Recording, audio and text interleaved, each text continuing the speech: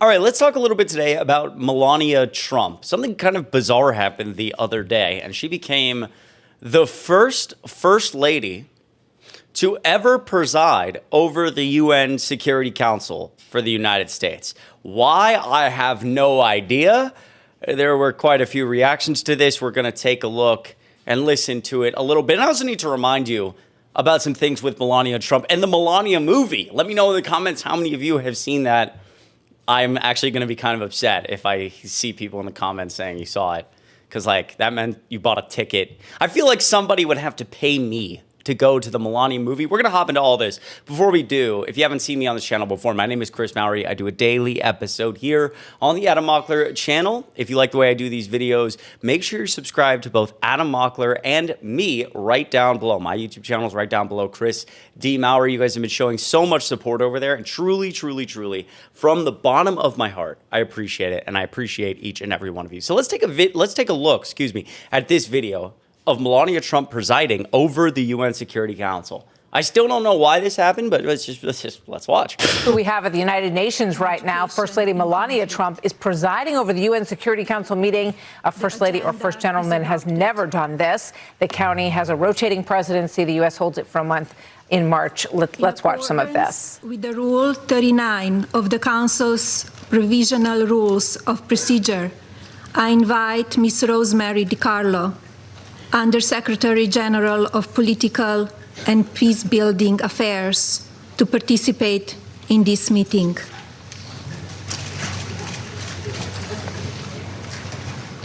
It is so decided. The Security Council will now begin its consideration of item 2 of the agenda. I now give the floor to Ms. Rosemary DiCarlo. Thank you, Madam. I feel like my biggest question here is like, why is this happening, right? Obviously, Melania Trump has no previous experience in any of this or in government. I mean, I guess I could say the same about Donald Trump, so maybe it's like it cancels out. It's like Donald Trump really has no experience to be there, right? I guess he's the president of the United States and was previously. But I just don't understand this. I don't understand why. And there were some questions about whether Melania Trump was like leading this correctly. You see some facial reactions in the back here, and I'm going to play this video. This is from the David Pakman show. I know so many of you watch and love David Pakman. He is great. As she is speaking, some of the facial expressions back here. Like, is she, especially the part where she pauses in the last video, and she's like almost like waiting for someone else to jump in and no one else does. It's like, is this person really qualified to be doing this? Probably not. Let's take a look. Must capture this positive energy and ignite it across continents to transform our world throughout our digitally connected human race. Intellect blossoms humanity's fundamental needs: shelter, food security, clean water, and healthcare. And predictably, almost all communities will have access to knowledge within our lifetimes. Now look, maybe she's not doing anything wrong. Maybe it's fine. The better question is, where is Donald J. Trump? I'm getting increasingly concerned when events like this happen, where he doesn't like show up for a day or 2 days in front of the media.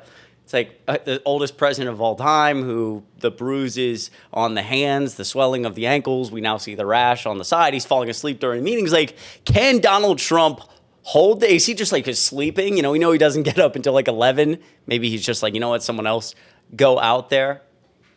It's interesting, too, that Melania has sat down for multiple Fox News interviews. I feel like this isn't talked about enough. I mean, this may just be, you know, another day in the office. It is another day in the office of the sheer hypocrisy of this administration. But take a listen to this. He would like to have a country that all of the people can walk down the street and not to be harassed or murdered or women raped. I think it's very important. And what happened a few years ago, so many criminals came over the border, and he closed the border now a while back already. And we need to take care of our citizens. Right. We need to, first of all, we need to take care of our citizens, protect women, protect people on the streets. That's why Donald Trump is covering up the Epstein files. That's why he was best friends with Jeffrey Epstein. That's why in the Epstein files, it shows that Donald Trump met Melania Trump on Epstein's plane, which I'm also going to get into in a second because we're watching all this Epstein stuff develop. And it's interesting that Melania Trump doesn't have to testify in any of this. Hillary Clinton, who never met Jeffrey Epstein, has to go and testify, be deposed, maybe is the right term there. But Melania Trump, who was close with Jeffrey Epstein, met Jeffrey Epstein, met Donald Trump on Jeffrey Epstein's plane, doesn't have to go. And also, thank God Donald Trump's taking such good care of us. That's why, inflation is rising because of his tariffs, and he's starting war with Iran, and 6 U.S. troops are dead, and thousands of people will die in a weeks-long campaign with Iran, and it's the slowest pace of hiring this country has seen in, 20, 25 years, something like that. So I'm not really feeling this, amazing stuff that Melania is putting forward. And speaking of Iran, Donald Trump actually talking about Melania Trump the other day. Remember, we have a commander-in-chief who's really focused. He's focused on the mission at hand. He gets in front of the press, and he's talking about something so vital like Iran and everything going on. And this happens. Thank you, everybody. We have a lot of great service members here with us, too, in this beautiful building. Isn't it beautiful? We're adding on to the building a little bit. We're improving the building. See that nice drape? When that comes down, right now you see a very, very deep hole. But in about a year and a half from now, you're going to see a very, very beautiful building. And there's your entrance to it right there. In fact, it looks so nice, I think I'll save money on the doors because it can't get more beautiful than that. I picked those drapes in my first term. I always like gold, but I think we can save a lot of money. I just saved curtains. But and it'll be spectacular. It'll be the most beautiful ballroom. I believe it's because I built many a ballroom. I believe it's going to be the most beautiful ballroom anywhere in the world. And when you hear all that hammering out there, you know why the First Lady is not thrilled exactly. She said, will the pile drivers ever stop? They go from 6 in the morning till 11:30 in the evening. Can you imagine? Here? You know what? To me, that's a beautiful sound. She doesn't like it. I love it. You know what? To me, other than here, because we're donating it, not a penny to the taxpayer. It'll be under budget, ahead of schedule. It'll be $400 million or less. Most people say $400 million or more. No, it'll be less. But thank God the president here focused on, again, this is the first time he publicly shows up after starting war with Iran, after the peace president launches a massive engagement against Iran and U.S. troops have died. He's talking about how the First Lady is upset because they drill outside all day because he's building the most beautiful ballroom to ever exist ever in the history of ever. So that's really great. And also, does Melania Trump even stay at the White House? That's actually a genuine question. I mean, doing this all day, I should Google it and figure this out. But does she stay? I think she's staying somewhere else. I never see Melania Trump. So I just feel like, he's making this whole thing up. Whatever.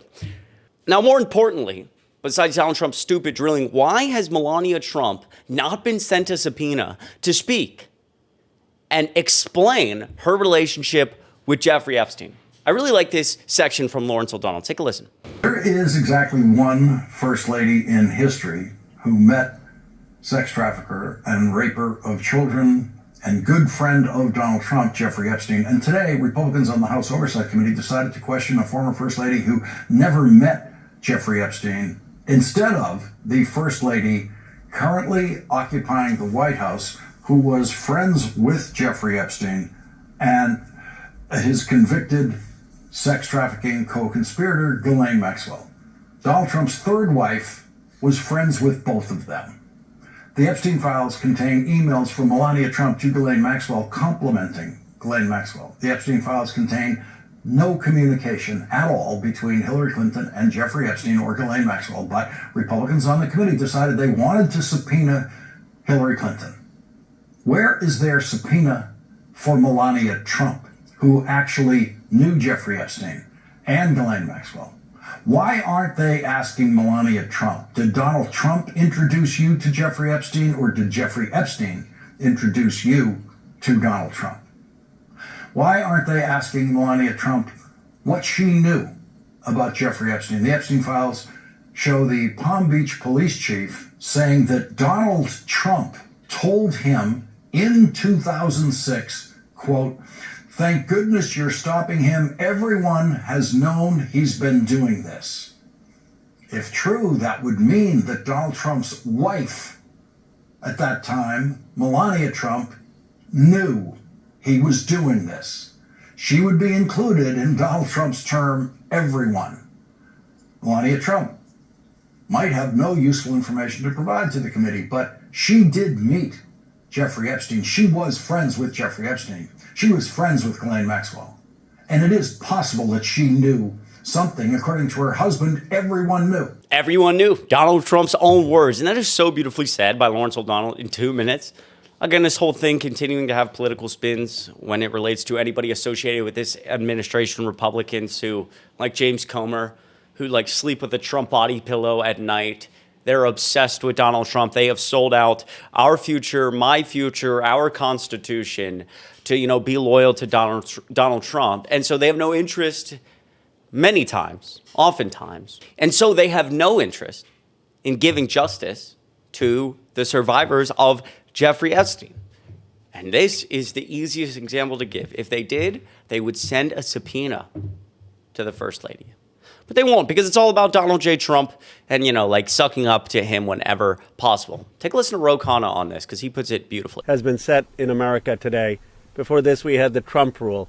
Trump defied, as all of you know, a congressional subpoena with the January 6th committee. He said presidents don't have to testify. Now we have the Clinton rule, which is that presidents and their families have to testify when Congress issues a subpoena. And that means that Donald Trump needs to come before our committee and explain what he knew about Epstein and explain why we have not had a full release of the documents. We also need other people, part of the Epstein class, to come before this committee.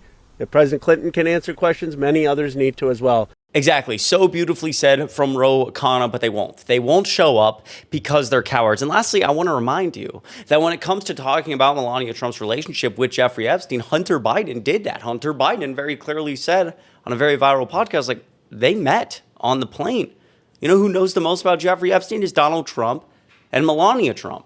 And Melania Trump threatened to sue him over that for defamation. It's interesting she never went through with that lawsuit. It's almost like it wasn't defamation. Take a listen to this. The day of presidential litigation has arrived. It's lawsuit time. In my hand is a legal demand letter addressed to Mr. Hunter Biden from the First Lady of the United States, demanding a retraction of Channel 5's video called Hunter Biden Returns, in which Mr. Biden here makes some speculative comments about the relationship between Jeffrey Epstein, Melania Trump, and Donald Trump. Okay, well, they knew each other well. They spent an enormous time together. According to his biographer, is that Jeffrey Epstein introduced Melania. That's how Melania and the First Lady and the president met. Really? Yeah. Epstein made the intro. Yeah, according to Michael Wolff. Yeah. And so I only can go by what people are saying, and I don't know. He didn't make these claims out of nowhere. They come from another journalist named Michael Wolff, who is a biographer that actually spoke to Jeffrey Epstein. But now here we are. And I've got $1 billion document in my hands because Mrs. Trump is seeking $1 billion in damages if we don't take the video down and if Hunter here doesn't issue a formal apology to Mrs. Trump. So now we're here maybe to give you the platform to apologize to the First Lady for your statements that you made about her possible connection to Jeffrey Epstein. Fuck that. That's not going to happen. Yeah, I don't think much more needs to be said after that. And of course, again, Melania Trump not going through with that defamation case, that absurdity. I mean, whatever lawyer typed that up and charged like $900 an hour to do it, it's just like, that's a free payday to do nothing. It's just a worthless document. I don't even know why they spent the time doing it. But clearly, they know that it's at least somewhat accurate, or they certainly know that there's no defamation case there. Absurd. Let me know what you think of all this in the comments down below. And why do you think Melania was leading the UN Security Council meeting? It's strange. Strange to say the least. I appreciate each and every one of you. Once again, my name is Chris Mowrey. I do a daily episode here on the Adam Mockler channel. Make sure you subscribe to Adam Mockler down below and me, Chris Mowrey, down below as well. And I will see you tomorrow.